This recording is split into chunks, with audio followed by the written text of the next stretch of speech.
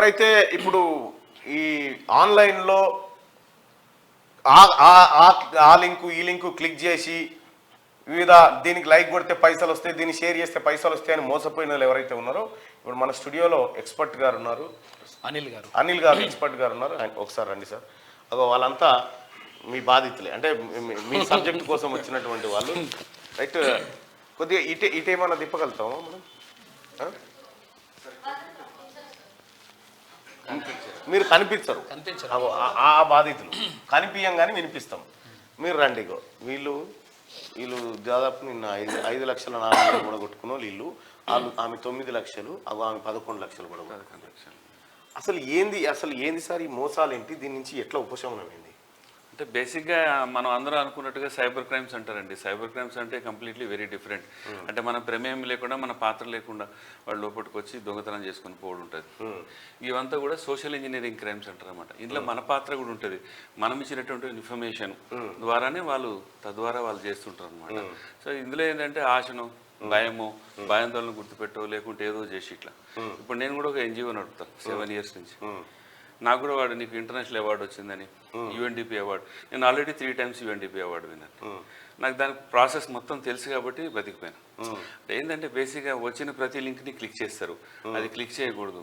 So basic అంటే మన expressions కూడా మన ఇంట్లో వాళ్ళని మెప్పించకుండా బయట వాడు ఎవడో దూరం ఉండి మెప్పు వస్తుంది అనుకో, ఇవన్నీ ఎక్స్ప్రెషన్స్ ఇవన్నీ కూడా అనమాట. చాలామంది ఏమనుకుంటారంటే ఆఫ్లైన్లో చేస్తే నన్ను దొంగలు పట్టుకుంటారు, ఆన్లైన్లో చేస్తే నన్ను ఎవరు పట్టుకుంటారు. ఆన్లైన్లోనే ప్రమాదం. ఆన్లైన్లో మన డేటా అంతా కూడా ఉంటుంది. ఎవరితో నెంబర్ ఇచ్చినట్టే ఆధార్ కార్డు, పాన్ కార్డు, మొత్తం డేటా అంతా కూడా 5 నిమిషాలు 5 సెకండ్లలో మనం తీసుకురావచ్చు బయట నుంచి సోషల్ ఇంజనీరింగ్ క్రైమ్ చేసి. ఇవంతా కూడా మన ఎక్స్ప్రెషన్స్, డేటా అంతా కూడా సేల్. ఇప్పుడు ఈ అమ్మాయి రైట్ రారా బుజ్జి, ఈ అమ్మాయి ఏం చేసిందో ఒకసారి, ఈమె చేసిన దాంట్లో ఎక్కడ పొరపాటు జరిగిందో ఒకసారి. యాక్చువల్లీ నాకు వాట్సాప్లో మెసేజ్ వచ్చింది సార్, పార్ట్ టైం జాబ్ కావాలి అని చెప్పి. సో పార్ట్ టైం జాబ్ ఏంటి అని చెప్పి డీటెయిల్స్ కనుక్కున్న తర్వాత వాళ్ళు ప్రొసీజర్ అనేది చెప్పారనమాట.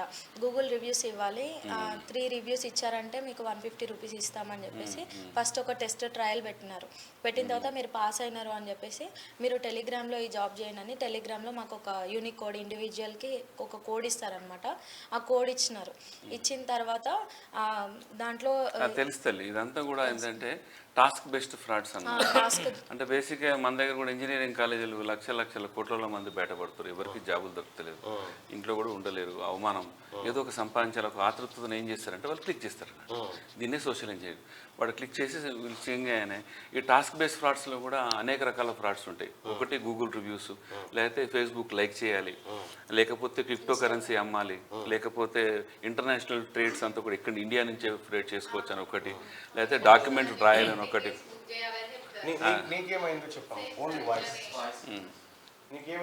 కమిషన్ వస్తుందని చెప్పి 10,000 మనం డిపాజిట్ చేసి టికెట్స్ బుక్ చేస్తే దాంట్లో మనకి కమిషన్ వస్తుందని ఇస్తారనమాట. ఒక 30 టికెట్స్ చేస్తే మనకు 6,000 అలా వస్తుంది అనమాట. అట్లా నేను అట్లానే చేసి లాస్ అయినా సార్. లాస్ట్ లో మళ్ళీ మనదే మిస్టేక్ అని చెప్పేస్తారు సార్ వాళ్ళు. అంటే బేసిక్ ఏంటంటే నాది 9 lakhs సార్. ఇప్పటికీ కూడా వాళ్ళు 12 lakhs పే చేస్తే మీ అమౌంట్ మీకు వస్తుంది అని చెప్తున్నారు సార్. చేయకూడదు సార్. యాక్చువల్గా ఇవన్నీ ఫేక్ బ్యాంక్ అకౌంట్స్ అంటారు, కానీ వాళ్ళు ఎంత ఈజీగా బ్యాంక్ అకౌంట్ తీసుకొని లాక్స్ ట్రాన్సాక్షన్ చేస్తారు. వాళ్ళు ఐటీ ఎక్కడన్నా దొరుకుతారు కదా, ఐటీ కట్టడం. సార్ అందులో కొన్ని మన లోకల్ హ్యాబిట్స్ లో ఉన్న బ్రాంచ్ కూడా ఉంది నా దగ్గర. అకౌంట్ నెంబర్ అది కూడా ఉంది. ఇక్కడ హైదరాబాద్ సరౌండింగ్స్ లో ఉన్న బ్యాంక్స్ కూడా ఉన్నాయి సార్. అది same sir, Telegram task based. Task ఇస్తారు, టాస్క్ కంప్లీట్ చేస్తే అమౌంట్ అంటారు. అమౌంట్ విత్డ్రా చేయాలంటే మళ్ళీ అమౌంట్ పెట్టాలంటారు. అట్లా ఇప్పుడు వాళ్ళు మళ్ళీ వాట్సాప్లో 7 సార్ ఇట్లాంటి పోయిన బాధితులు మనం పరేడ్ చేయాలి. నిజంగా కనీసం కంప్లైంట్ చేయకుండా ఉన్న వాళ్ళు 1,00,000 మంది ఉంటారు సార్. ఈ వారం 10 రోజుల్లోనే 1,00,000 మంది ఉంటారు. సో బేసిక్ ఏంటంటే శతకోటి దరిద్రాలకు అనంతకోటి ఉపాయాలు అన్నట్టు. వీళ్ళు ఏం చేస్తారంటే వీళ్ళు ఆశని ఆసరాగా చేసుకుంటారు. వీళ్ళు క్లిక్ ఫస్ట్ ఏంటంటే వాళ్ళు ఫ్రీ ఇస్తామంటారు. 150 రూపీస్, 200, 3,000 ఫస్ట్ ఫ్రీ ఇస్తామంటారు.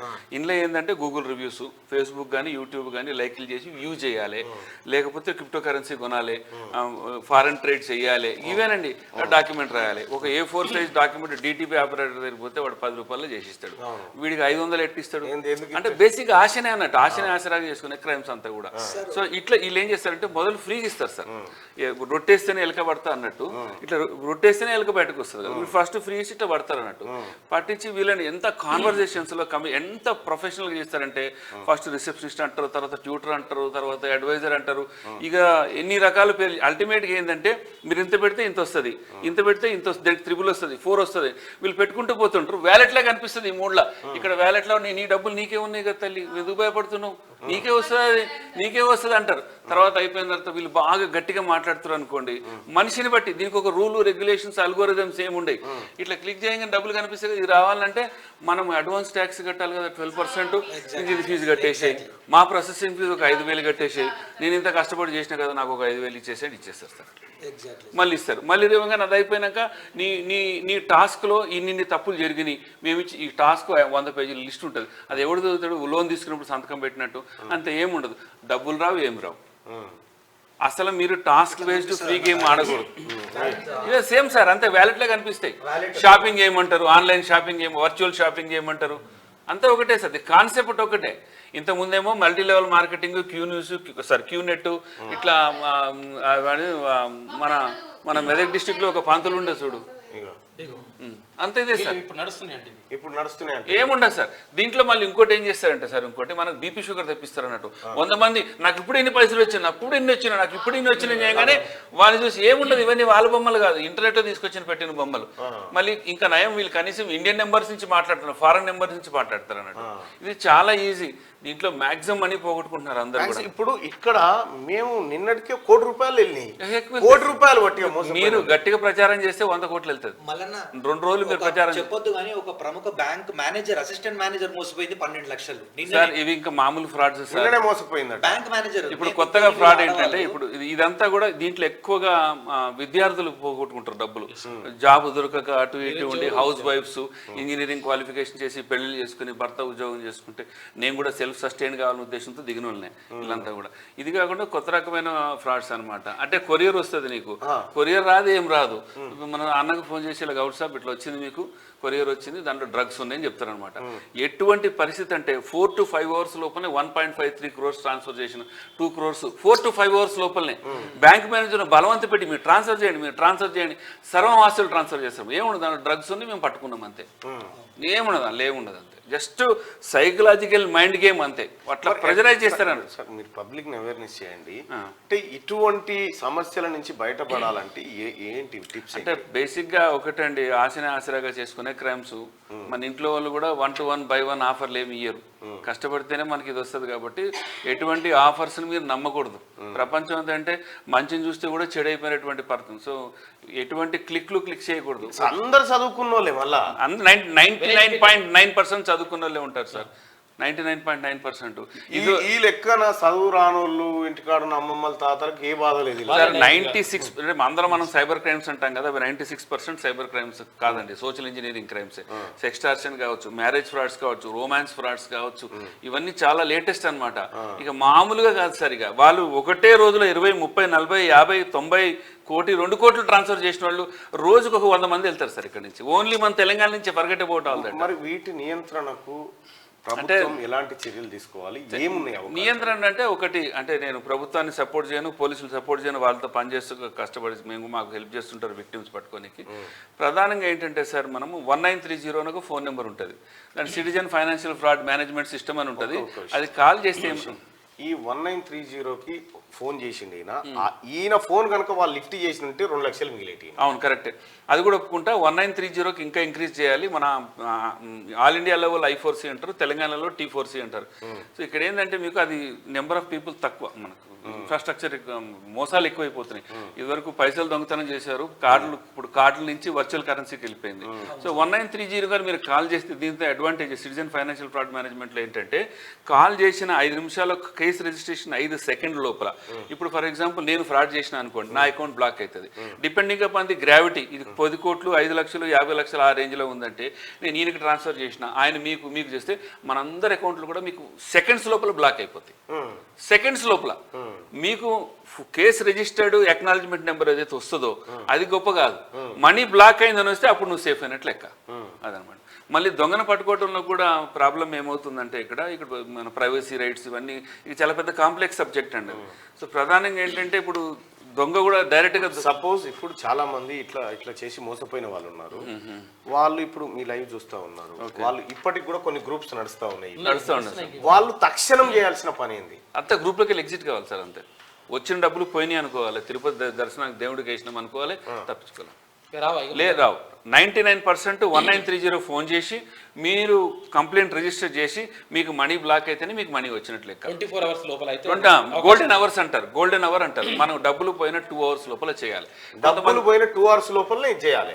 ఇప్పుడు మీరు డబ్బులు ట్రాన్స్ఫర్ చేస్తూనే ఉన్నారు కదా, మీరు రోజు చేస్తూనే ఉన్నారు కదా. ఇది గోల్డెన్ అవర్ అయిపోయింది 2 hours అని అనుకోవద్దు. ఎప్పుడు వీలైతే అప్పుడు ఫస్ట్ ఎవరైతే ఇది విన్నారో, ఎవరైతే ఈ గ్రూప్స్లో గేమ్ ఆడుతున్నారో ఇమీడియట్గా 1930 ఫోన్ చేయాలి. Citizen financial fraud management system. మీకు అదే 1930 దొరకడు కష్టం. మీకు కనీసం 1-2 గంటలు పడుతుంది నెంబర్ దొరికే వరకు. అది ఇబ్బంది ఉంటుంది సార్. ఒక రోజే పడుతుంది సార్ మాకు. అదే ఇబ్బంది పడుతుంది, మనం ట్రై చేయాలి. ఒక రోజు ఎక్స్ట్రా పడింది, మళ్ళీ సండే ఓవర్ వర్క్ చేయరు. సండేలో స్కామ్ అయిన వాళ్ళు సార్ మండేకి రావాల్సి వస్తుంది. ఎక్కువ జరుగుతున్నాయి సార్ అందరికి. మేము అనుకున్నాం బ్యాంకు సెలవులు ఉంటాయి.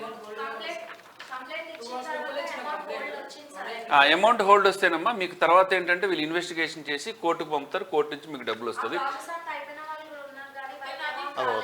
తనకు అదే ప్రాబ్లం. నాకు వచ్చే రిప్రజెంటేషన్ ఇవ్వండి. ఎక్కడ ఏ కమిషనరేట్ మీది? రాచకొండ కమిషనరేట్ కదా.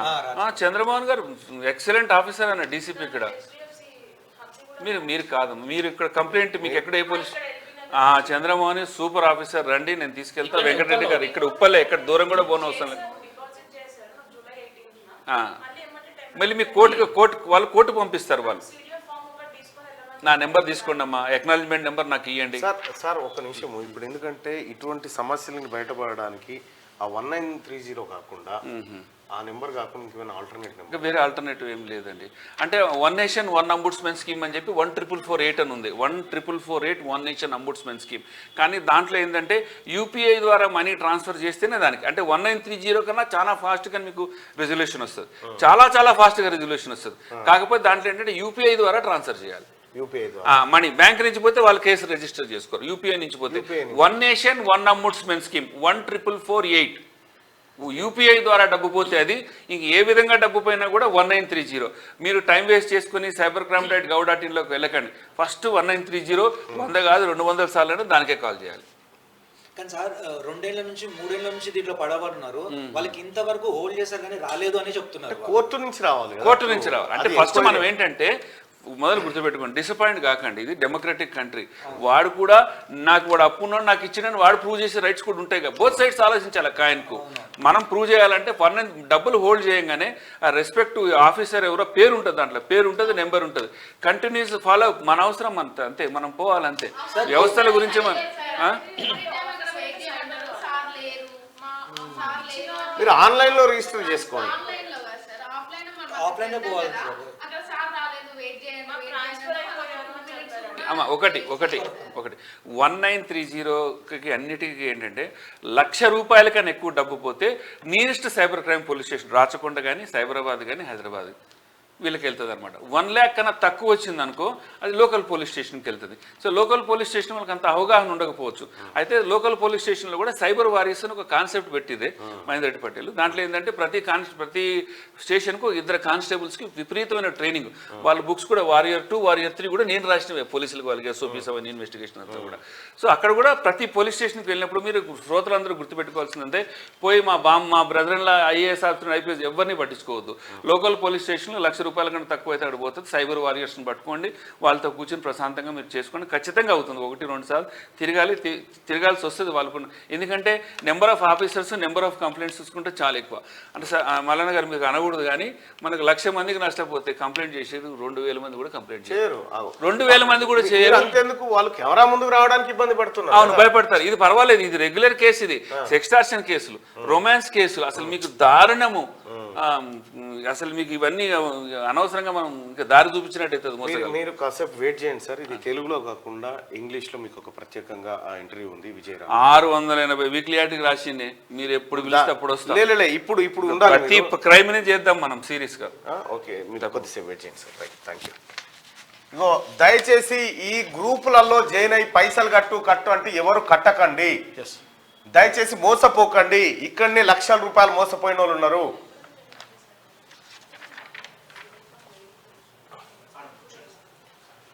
రైట్గా ఇది ఇట్లుంటే దిశా పత్రికలో ఉన్న వార్తలు చూద్దాం.